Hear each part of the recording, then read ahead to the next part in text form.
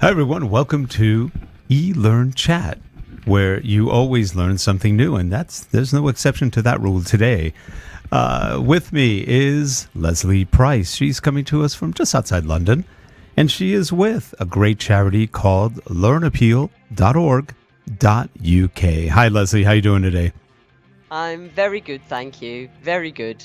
Just not necessarily looking forward to winter coming in. It's been what we would call in Scotland a wee bitty dreich here. Mm-hmm. So it's been a wee bit damp and miserable. Actually, we've been a little bit damp, though we're warmer. It's about 75 degrees Fahrenheit here, so it's very pleasant right now.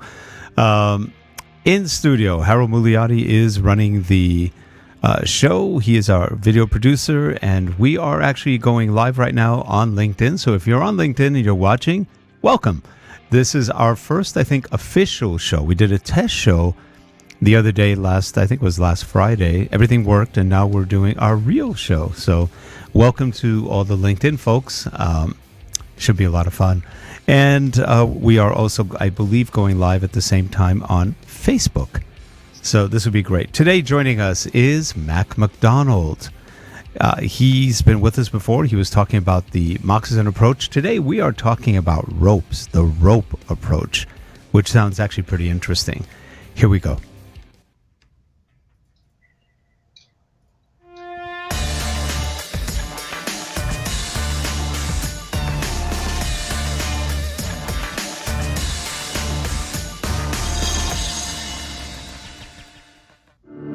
This show is sponsored by Relay Corporation. Digital learning development, media development, corporate video, management consulting, and more. Visit us at www.relate.com. Thanks. And we are back, and joining us is Mac MacDonald in that center position of power. How are you today, Mac? Very well, thank you, Rick. Very well indeed. How are you? Well, I'm great, and I'm glad you could join us today. And before we start, I'd like to talk a little bit about one thing that you're doing to help veterans and others around the world, and it's the Flow for All. Tell us a little bit about what that is. Yeah, sure. It's the Forces Literary Organization Worldwide for All, and it started in and around 2004, 2005. And the late, wonderful Dame Vera Lynn was our patron for many years until she passed away, sadly, in June. But the way it works is that if you want to talk about how you feel or express your emotions and feelings, you can do it in a letter, in a poem, lyrics, whatever you like at all, even a story. And you email it in, or you can now go onto the site and submit it live. So you just get an account. It's totally free. And you can submit your poetry and writings in there. And what people find is that the actual writing down and when they create the story or the poem or whatever it is very cathartic. It's very good to release those things. And then when they put it out onto the internet, people can go and read those pieces of work and they can comment favorably about it and say, yeah, I know what you're talking about. I've been there, etc. And of course, you can be completely anonymous. So the wonderful thing is that somebody can write something and they don't have to put their real name onto it until at some point, if they wish, they can then change it to the real name and see it up in lights. Yeah, that's wonderful. And you should also, and Rick, to make everybody who's watching aware, Mac actually did 22 years in the services. So, he's been there, done it, got the T-shirt. So I think it's a fantastic thing that he's doing now to help, others who might be suffering from all kinds of stuff. And Mac certainly has a way with words. And you know what, Mac? And we did this, I think we talked about this before, but, we thank you for your service. We do that here a lot. We always thank our veterans for the service. But we also thank you for your continuing service, because it's a wonderful thing. And for anybody who's been in the military or been exposed to things that can be stressful and that don't go away, they just don't disappear usually. It's a wonderful thing. So Max, kudos to you and thank you. Now, let's talk a little bit about what you're doing with the rope approach. We had the moccasin approach. Now we got ropes. So tell us about what the rope approach is. Well, it's something we played around with a couple of years ago, oddly enough, just as sort of concept, and we left it aside because we were talking about how people have to work from home sometimes and how they have problems about that. Well, of course, when the pandemic started, and certainly here in the UK, when we went down into the full lockdown, there was a lot of hype going on and people saying, oh, this is great, working from home, really enjoying it. But gradually what happened was that sort of lovely honeymoon period disappeared. And people started to realize very quickly the challenges that they might have. And of course, as I'm sure we'll get into, it's very much an individual thing. If you're living on your own, you haven't got those children interrupting or children looking after, etc. Schools being closed. I was talking to a fellow the other day online, and he's got 4 daughters, and homeschooling 4 daughters and keeping 2 businesses going is, to put it mildly, extraordinarily challenging. So the rope idea was that we pair each other up, and it's for the remote office pairing for engagement. And in fact, on this image you've very kindly just shown just now, the interesting thing about the image is what it's depicting is somebody on the left-hand side there phoning the person on the right who's clearly at home, but they're not talking about work. And what they're actually doing is they're just chatting, and he's filling her in on some of the things that she would have missed in the office environment. Because when you look at some of the things that people really miss, they say, well, I can't really put my finger on it. Because I know we're on video, I know we've got all the people there and I can see them on the screens and we're chatting, but it doesn't feel the same. So what we often say is make sure these people are literally connected. We call it sort of roped together, paired together. And that allows people to start getting that feeling of that social side of the office that they miss. Because what's happening is a lot of organizations are having managers and leaders phoning in and chatting, but it's all about work. So that needs to change. There needs to be that opportunity for people to catch up on that social level. It's almost like what people talk about. People like to get by the water cooler and talk a couple of minutes. It's just catching up, how you're doing, what you've been up to. And you're right, it's not just about work. It's so nice if you could do other things, and then your work usually comes up, but it's also that whole social human interaction. The pandemic has done one thing, and even the WHO, the World Health Organization, and others, there's so many mixed signals going on out there. The WHO says lockdowns are evil, they're bad, don't do them anymore, they're no good, masks, get rid of the masks, social separation doesn't work. And they're right, all 3 are useless or bad. But then you've got the local, what I call mini dictators in every country and state and whatever, who say, no, it'll never end. It's like, oh gosh. But it's causing a lot of chaos with people, and they are having troubles at work and trying to keep in touch and trying to feel like they're part of something. What have you seen as far as the rope approach with people? Are you getting feedback yet on how it's working? And because you've done this for a while, the pandemic just fit right into this. And how's it working in your experience? Well, initially we got some very good feedback and suggestions, because it certainly wasn't perfect the first time we tried it. And of course, what we realized was that every organization is different. They are set differently. And what they need to start thinking about is, well, how do we play this properly? Because initially the concept was, well, for example, Rick, you'd be in the office, I'd be at home, and we would communicate, we'd be paired up. And then we realized that actually just a pair wasn't necessarily enough. And what you might need is 2 or 3 people with your little group, and you would have a video chat, etc. But normally we found that the best numbers are 2 or 3 people. Okay. And in fact, on one of the conversations we had this morning with an organization, they were saying they've gone back to the pairing point because they found that people could have more involved and possibly more personal conversations because they felt it was with a trusted person, and they were happy to do that. When somebody else joined their little group, it almost made them think, well, I better not mention this and mention that. So far, that's been, I think, the most interesting point is keeping the numbers as low as possible, pairs, possibly 3s. Okay. Lesley. No, I find the whole thing quite interesting because from, going back to maybe 2000, the year 2000, I started managing remote teams.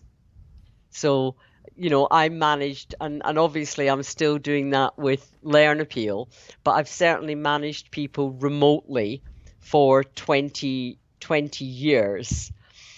And it's interesting you're talking about it being particularly important at the moment, and people at home and people in the office.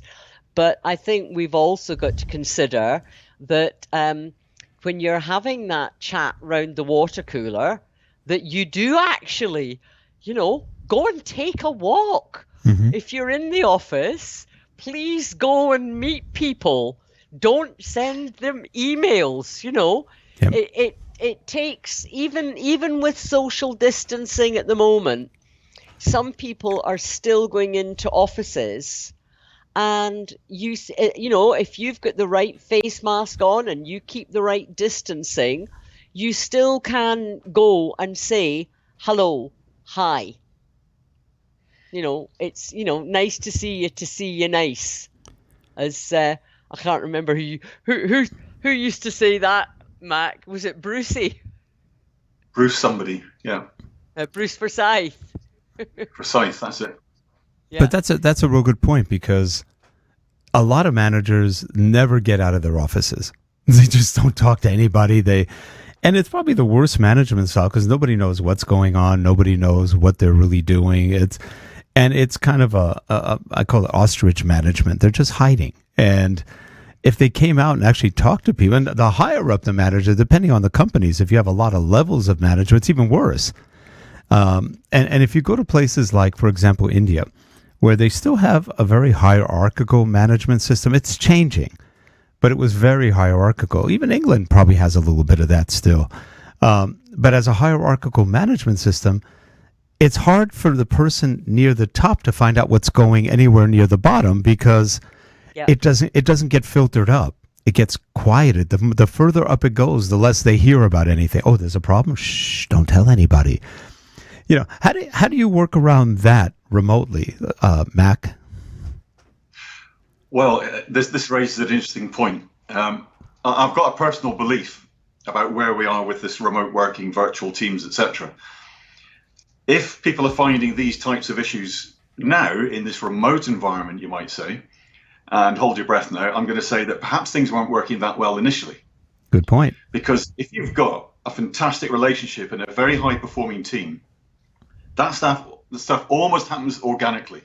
Mm-hmm. And you've got that because, like you were talking about, the person is coming out of their office. They are mixing with people. Yeah. And when we go back into the foundation of emotional intelligence, to me, one of the biggest and most important things to get relationships cooking and developing and becoming even better is what they call the social awareness. Mm-hmm. And that means that I need to make an effort as a manager, leader, or even just one of the team members to find out all I can about each individual person. So if I've got a team, and you guys are my team, for example, including Harold, who's working away there behind the scenes, I want to find out about as much as you as I can. Because regardless whether I'm in the office or working remotely, if I can get that connection and that relationship working, I will have the trust. And that's the biggest word we've got in business, I believe, is when you start trusting people, you will tell them things. And the other side of this is we talk about emotional security. We call it ES2 because it's emotional security which the company has to give, and it's the emotional safety that the employees feel from that security. Mm-hmm. And you've probably heard of Amy Edmondson, who wrote the book on psychological safety. And it's no different at all. We just happen to be a bit keen on splitting the two because we said there's accountability and responsibility here. The organization has to say not just you're welcome, you can say what you want and please do. They've actually got to really push that. And say to people, you have to say things, because until they start feeling safe that they can step outside of that weird comfort zone and say, actually, yes, I've got something on to say. I didn't like your last idea. I think it's got a few holes in it. Here's what I truly think. That's where real things start happening. And if I can just give you a short story on something, it's where many years ago, somebody in an organization came up with an idea.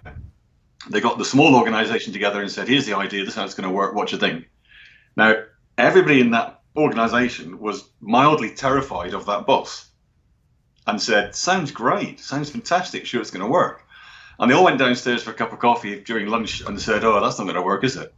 And I was sat there listening and said, well, why didn't anybody say anything? And they said, well, because we're too scared to say anything. So I went up to the boss's office and said, guess what? I don't think this is going to work. And I got thrown out of my ear. And so they were right. He wasn't very happy. But the point is that when this eventually failed some 18 months later and millions of pounds were lost, the whole thing was, had people really been feeling they could say what they wanted to, I don't think he'd have launched it as it was, if at all. Yep. And saved himself a lot of angst, money, time, the whole thing. So having that ability to say what we want is the sort of tap that opens up innovation. Because if you don't say something, you don't get heard. It's interesting you say that, Mac. It's interesting because when I worked for the government agency, at that stage I was a smoker, and we had a smoking hut out in the back area of the office, and people of all levels used to go to the smoking hut, including a couple of the directors. Now, what was interesting was that when you went, and what was said in the smoking hut stayed in the smoking hut. That was the rules. That was the rules that we set.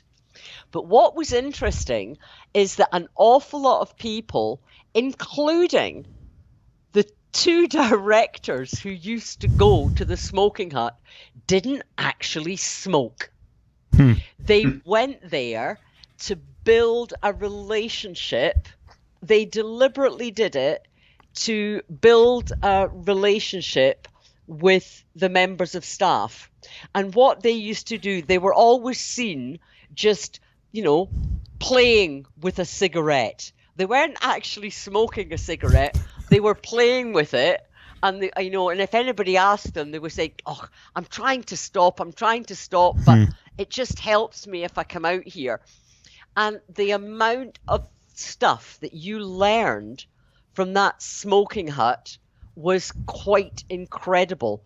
And to be fair to the directors who joined us, as far as I know, they were very, very careful. The reason that they were there was to actually get the feeling and feedback and learn from staff.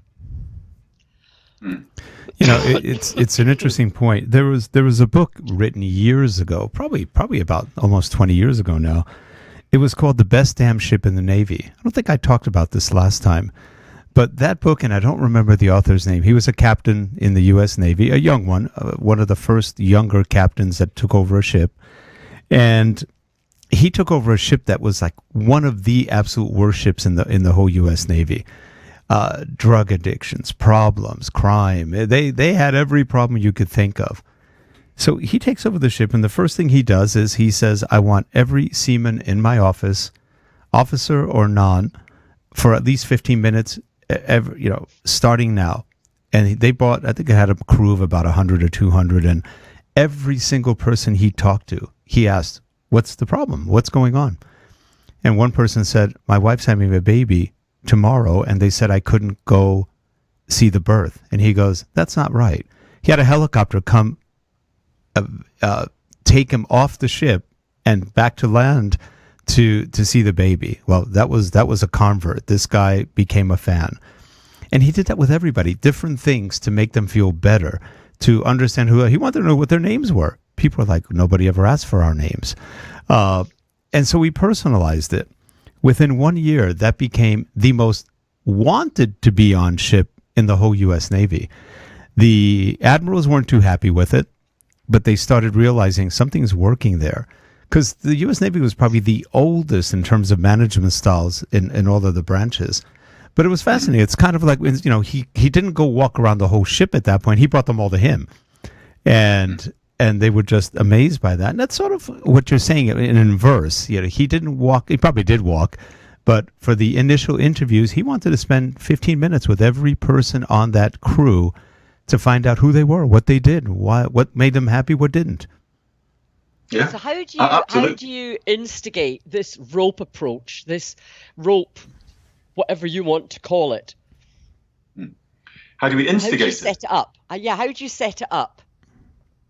Well, we don't really sort of say to people, this is how it works, do this, do that, then do number 3, 4, 5, etc.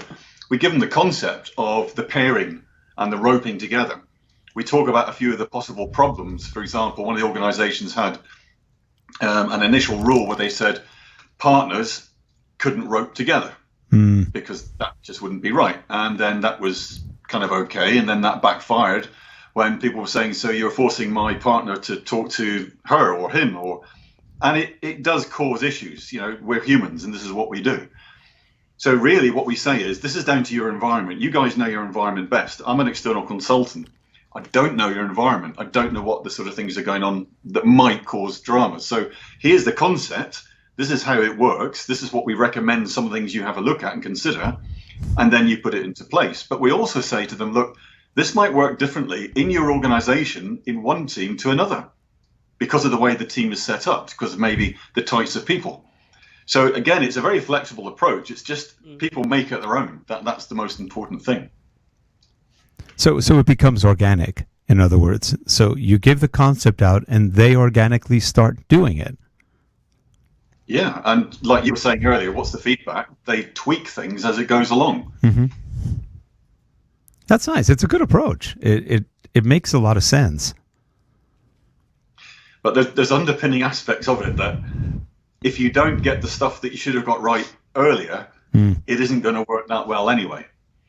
You know, like you just mentioned about that captain, and that's a fantastic story. But when you think about emotional intelligence and us with good relationships, it's about that human connection that we all crave to have, and we want to make that connection. And the more people we trust, or so I should say, the more we trust people, it's probably because we know we can say those things, and we know they can say things. We can say anything to each other because we know each other. And that's the sort of thing. You never have, 800 best friends in the organization, but it's that same principle that works that way to make people start believing in each other and those relationships start to work. Yeah. So how do you build that then, Mac? Is that all part of the emotional intelligence bit? It is to an extent. I mean, I'm very biased because I reckon that emotional intelligence is connected to everything. Hence, a few years ago, we made the decision to have every one of the solutions we offer, whether it be something like even time management or communication or performance management, all of it is EI based, because we have this absolute belief it's the one thing that really does address all ills. We're not saying it fixes everything, definitely not, but it does go towards that. But I go back to my point about the sort of ES2. It's about that emotional security. Until the organization says, guys, we really are pushing you to say what you want. And there was a story about a guy, an architect in Japan, and you know what the Japanese culture's like, very, very highly respectful, professional. And when he got to the senior level in this organization some years after he joined, he came up with an idea, and he got hold of the boardroom every month, and he got all the project managers and put them in there, and they said, right, put up your different designs and onto the wall, and anyone in that organization could come in during that day. They were there for the whole day. And anyone, no matter what level, last week's newest recruit, CEO, doesn't matter. They can come in and say whatever they wanted to any of those architects about their plans and so on. And the golden rule was, for those people making comments or challenging, they had to be professional and respectful. No problem. But the absolute golden rule for the thing to work, and he said, when this rule is broken, the whole thing will fall down, because he said, nobody can be chastised for what they say. If they've been respectful and professional, you cannot then hold it against them because they've killed your idea, because they've pointed out a flaw. Because if we don't get people doing that, we're not going to be as good as we can. And that is one of the concepts we bought into. So when we talk to an organization about how to create this, we say, well, we've got something we call the honesty hour. And you get everybody to be able to, in this case, we can't all get into a room and chat about it, but virtually we can have team meetings to say, come on, there's an old expression we used to use as a bit of a joke saying, bring out your dead. In other words, what are the skeletons in the cupboard that are causing you pain? You can say whatever you like, respectfully, professionally, but until people feel they can say those things and they can broach it with their managers, their senior leaders, then it's never going to work. No matter what rope or anything else you put into place, it will not become as effective as it should be. Yeah, that's a good point. A lot of times there's a saying that we use here a lot. It's, high IQ, low EQ. And And that's somewhat what we see a lot in different kinds of people. And it seems like the EQ part of it isn't really taught that much. People don't really understand. They'll say, oh, that person's hysterical, or that person's crazy, or that person's this or that. But they're not understanding. Maybe they have anxiety. It seems like the more I read, everybody's got a lot of anxiety. Maybe it's part of living in modern society. But there's a lot of work being done on anxiety and how that affects EQ. But EQ really is kind of the foundation. But you can be as smart as all else, but if your EQ's poor, you won't perform as well. And what other things can you do in a corporate environment, whether it's governmental or just private, to help people balance out their EQ a little bit? In other words, get them to a point where they're more rational about it, or they learn how to cooperate more with people and not feel threatened. Yeah, it's a cracking question, Rick, and it comes down to actually one of the biggest problems that, and I say this very carefully, that EI, EQ, whatever you guys call it, the real nub of the problem is the self-awareness factor. So let's just take it. Let's say you've got a senior leader in an organization and their figures are untouchable. They bring in all their figures every month. They are a most amazing person, fantastic. Yeah. But their people are not overly happy with that leader, because that leader is a bit of a crack in the whip, get it done, I don't care what it costs, stay double shift, whatever it might be. Yep. But their figures are coming in. So when someone like me goes and talks to some of the senior leadership team and they go, yeah, but this guy's brilliant. He's bringing in the figures. He gets them every month. Super. I say, yeah, that's great. But what is the cost? So if there's a cost in human terms, if there's a lot of turnover, if people are leaving because of that person and their management style, that is a huge cost that people are just not noticing. But coming back to the real point of your question is, how do we fix that? Well, actually, that's the pain point. People have to become self-aware. But as you probably know, around about 80% of people that say they're self-aware are not actually fully self-aware. Right. So we have to set up a mechanism of some sort where everybody signs in to say, yes, I do want to become self-aware. Now, that would involve something like this, where you're one of my senior managers and you say to us, guys, I want to find out, a bit more about myself and how I impact on you. Now, if you're already a bit of a manager that's a bit of a tyrant, well, 99.9% of us are not going to say boo to you because we're terrified. Yep. But that's why it has to be sold by you. That security that comes from the organization has to be put in place. Yes. Okay. So that when you start doing things and you start getting annoyed, frustrated, and your behavior changes towards me or Lesley or one of the team, that has to be recognized and it needs to be fed back to you. Because what you need to understand is when your behavior changes towards us, our behavior changes towards you, because we usually turn and put a barrier up, we block and don't speak, innovation dies.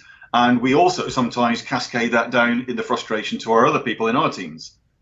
That makes sense. So it's one of the biggest challenges. So in essence, before you can really make that individual change, the cultural change has to happen.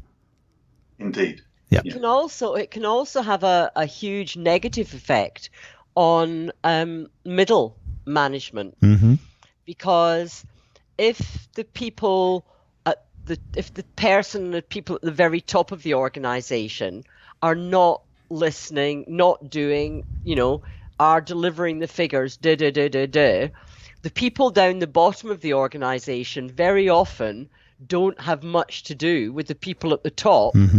And even if the people in the middle are doing their absolute best, doing their utmost, they can actually end up getting pressure from both sides. So they're getting pressure from the people beneath them, and they're also getting pressure from above. Yep. So, they're actually caught, in the middle. Yeah. Stuck in, as Steelers will you say, was it stuck in the middle with you? Yep. Yeah. See, even Rick's even singing it. I know that one. Yep. And it's funny. I used to call middle management target management, because they have a big target on their chest and they're getting shot from both sides. It's really not a fun place to be sometimes. But a good middle manager is worth their weight in gold. If you can find one that knows how to please both, masters, if you will, they're very, very good at that. And they can keep the communication going between the sides. And it really shouldn't be that separated, but it is in many cases.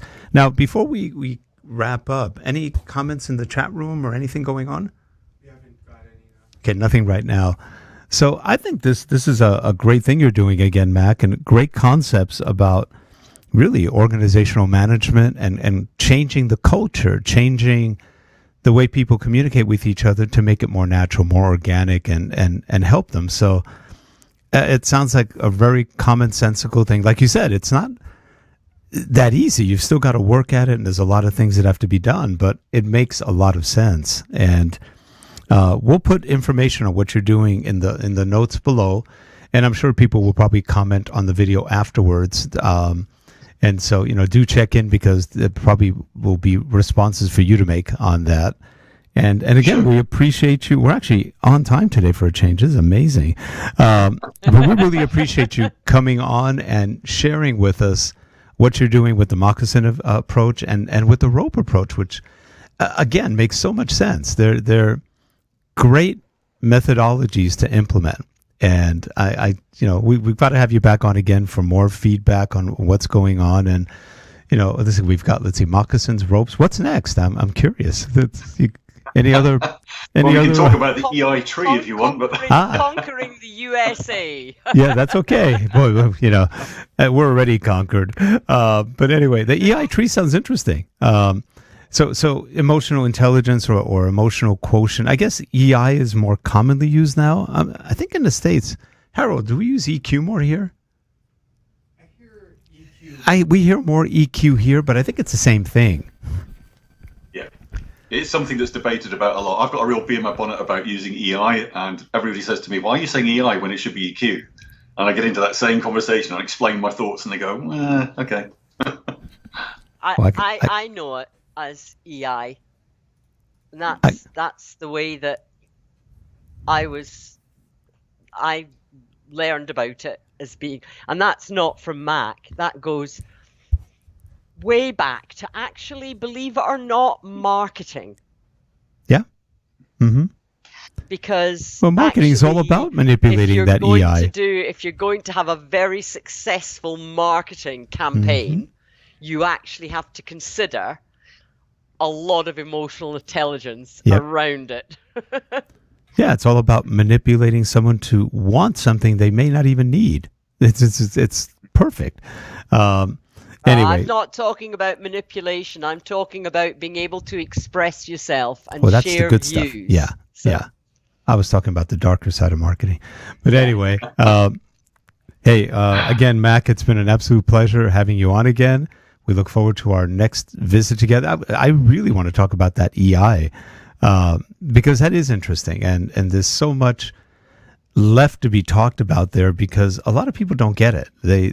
Some people are still stuck on IQ. And having a high IQ doesn't mean anybody's very functional. It just means they have a high IQ. They can learn quickly, maybe. But there's a lot of things that can derail high IQs, and those are usually low EQs or EIs. So with that, Mac, thanks again for being here. Lesley, as always. And if you're watching, please leave your comments below and engage with us. Tell us what you think. What's going on in your organization? Share with us. And Mac, I'm sure will be there checking. And, the more you share, the better off we all are. Have a good one, everyone. Thanks for everything. And we'll see you next week. Thank you. Bye. Bye.